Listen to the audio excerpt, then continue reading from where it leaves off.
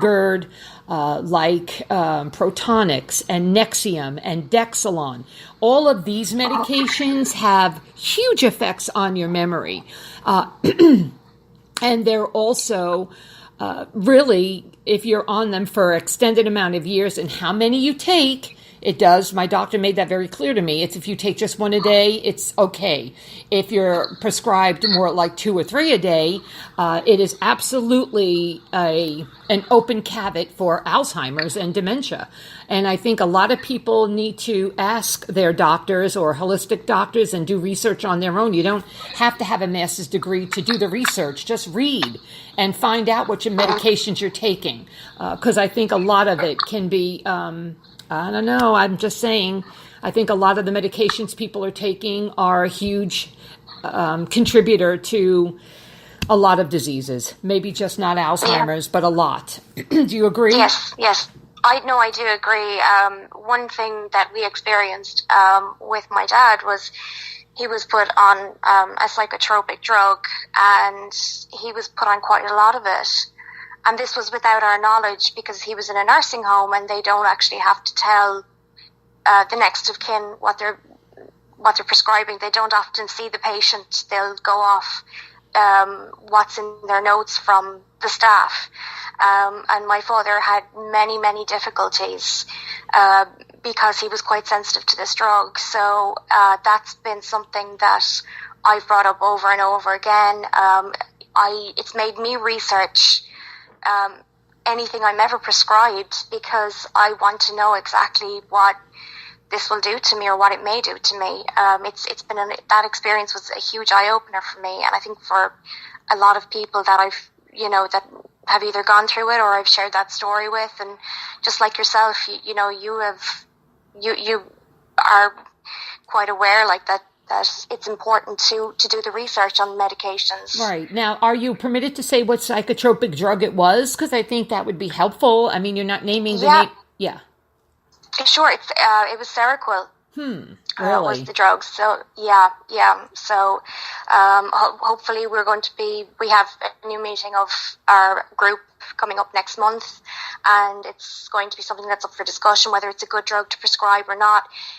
In some cases, it's been really good, but in other cases, it's not. Yeah. Yes. Exactly. Yeah. So there needs to be a lot of care surrounding, the prescribing of that medication, and the people that are involved in the care of the person as well, because their mood and their actions will change when it comes to a drug, and a psychotropic drug. Exactly. So. Yeah. Rachel, now, I also know that you're an avid writer. Is there anything you've written that's been published or documented that my readers can possibly get their hands on or download or anything like that? I haven't really been writing for a while, because I've been focusing a lot on, I still do social media part-time, and the advocacy work. So the writing has taken... I haven't been writing for some time. I used to write. I used to have my blog, and I wrote quite a bit, and I've pulled back a little bit. Mm-hmm. So unfortunately, there isn't really anything out there, unless you want to go onto Sonia's website. There's some old blogs that I ghost wrote. Yes. That's probably the closest thing I can tell you, is to go onto Sonia's site and read. Well, I mean, you're so very knowledgeable. I think that perhaps if you haven't thought of writing a book, you really need to, dear, and because you're very knowledgeable and you have the passion. I don't say maybe so much about the housewives, but maybe more so on caretakers and Alzheimer's and dementia. There's a lot out there that really, it's wonderful. I think caretakers really need to understand what they're getting themselves into. It is a job that takes every living ounce out of your soul, literally. I mean, I used to go inside, take care of my mom in one room, and then go into my daughter's room and literally scream and cry into her pillow for like 20 minutes, and then get up and proceed to take her to the bathroom again 50 times, So you need a support system, and I believe you're a wonderful support system.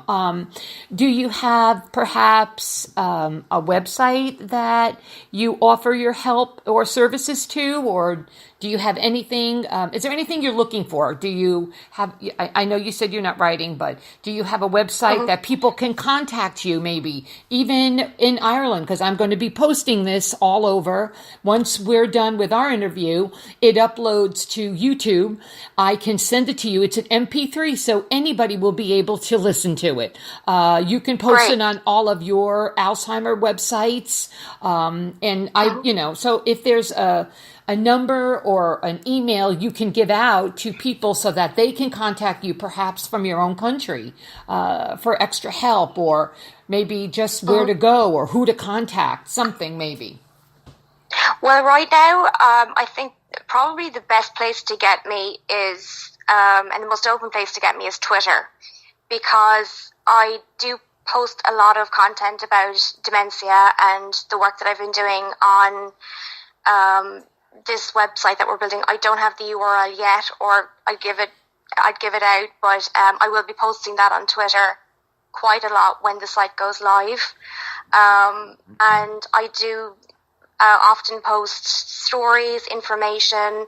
I post details about the Dementia Carers Campaign Network meetings, what we're up to, what we're doing, and anyone who is discussing the issue. I'm very happy and very open to talking to people, whether it's publicly, privately, if there's any way I can offer support, because, I'm very happy to give it back. I got a lot of support from people, and I always believe that you've got to give it back, if you've gotten it. So absolutely. My Twitter handle is at Miss Rachel Mack MC.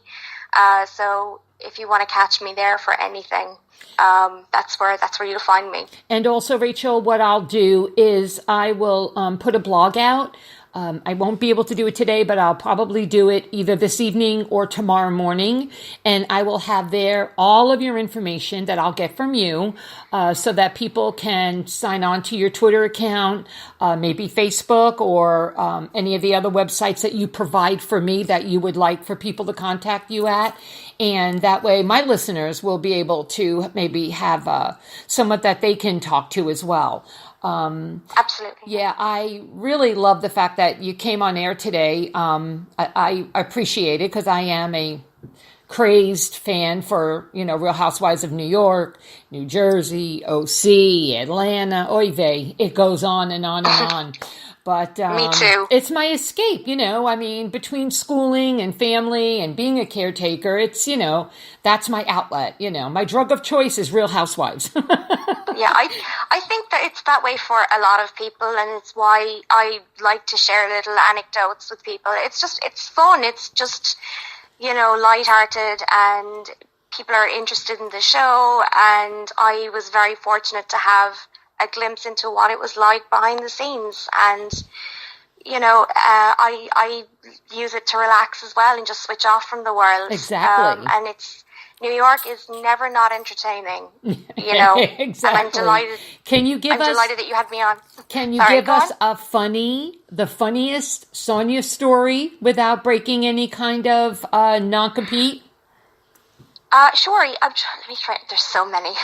There's so many. Well, knowing her, everything she does is comical, really. She's naturally very funny, and we are not on good terms. Like, we don't speak anymore. Right. But I will not.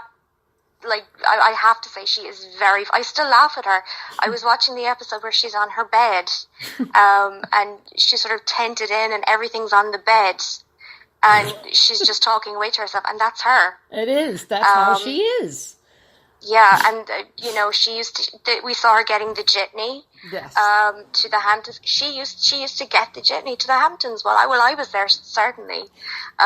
So I thought that was really funny that everyone was really surprised, and I was like, oh, I remember now. She used to do that all the time. Yes, I think I even posted that on another website that I was so shocked because but then again, you can look at Sonia and see that she's frugal in a lot of ways.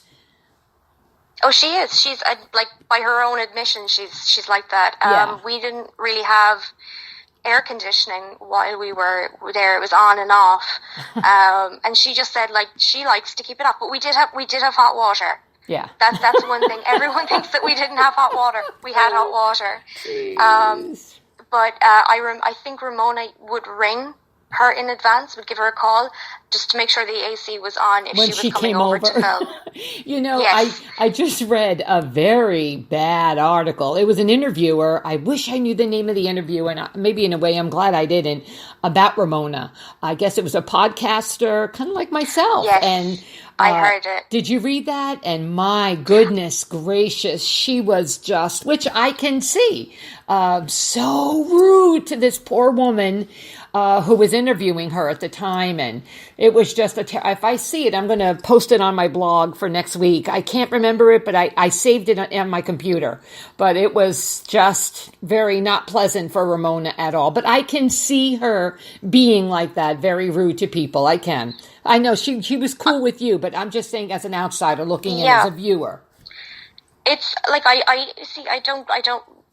don't know Ramona, so my experiences are just based off of the meeting her. And I remember last year, my mom was getting surgery, and I asked if she'd send my mom a message, and she kindly did. And so I've always just had a very pleasant story, but I couldn't discount what people's personal experiences, because I've read loads, of course, and I've also been in the company of Sonia, and Sonia's really, really straight about Ramona, and they've had their ups and downs over the years, So I think that story, I think the podcast got pulled. I think the podcast, talking about the podcast, it all came down, but the story got out, and, unfortunately it doesn't look good for her at all. And it didn't sound very pleasant. It didn't. And hopefully she was just having a bad day or something, because, it is what it is. I mean, we're all human beings, and we're all entitled to, have that one bitchy day,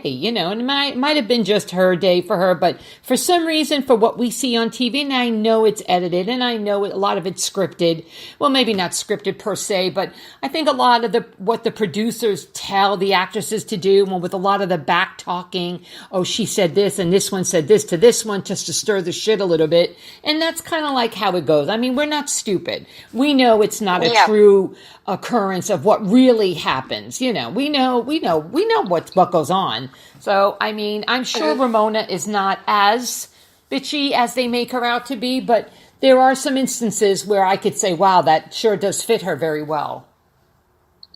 I know, absolutely. And I think after 10 seasons, people sort of feel like they know the housewives a little bit. So when they read stories or they hear accounts, that they can say, well, that feels right. Exactly. There's so much. And then during the season, there's so much, like every season of New York, there's always something huge that comes out. I mean, this season, Luann's arrest was just one thing, and there's been so much going on. It's hard to keep up, with all of it. It is. But I remember my first experience of watching some filming going on. It was in Sonia's house, and it was a tea party. I think it was the first episode of season 6, and we were watching through the stairs. And they started having a conversation about Aviva, and it just flowed really naturally. So when they get into that space of they really don't need any help from anyone. No, they just go. Right. And the second time I actually met Ramona was in the gym. We were sitting in a cafe with Sonia, and Ramona was walking out, and she came over to us, and we were sort of there looking at, the iPad and checking emails, and Ramona and Sonia were just chatting to each other about Sonia's boyfriend, and it was so, like, that Ramonia thing that we saw for so many seasons. Right. I just remember thinking, it's real. Oh my God, it's just so authentic. And I remember having another little internal, oh my God, fan moment there when that happened. I bet. It's pretty wild. Do you think that if anybody ever offered you, could you intern for someone else again, or would you? Maybe would you is the question. I think I'm too old now to do it. I really do. I mean, working for somebody, yes, I would. I mean, depending on if it worked out. Right. But I think you intern for the experience. And when I decided to do this, and I got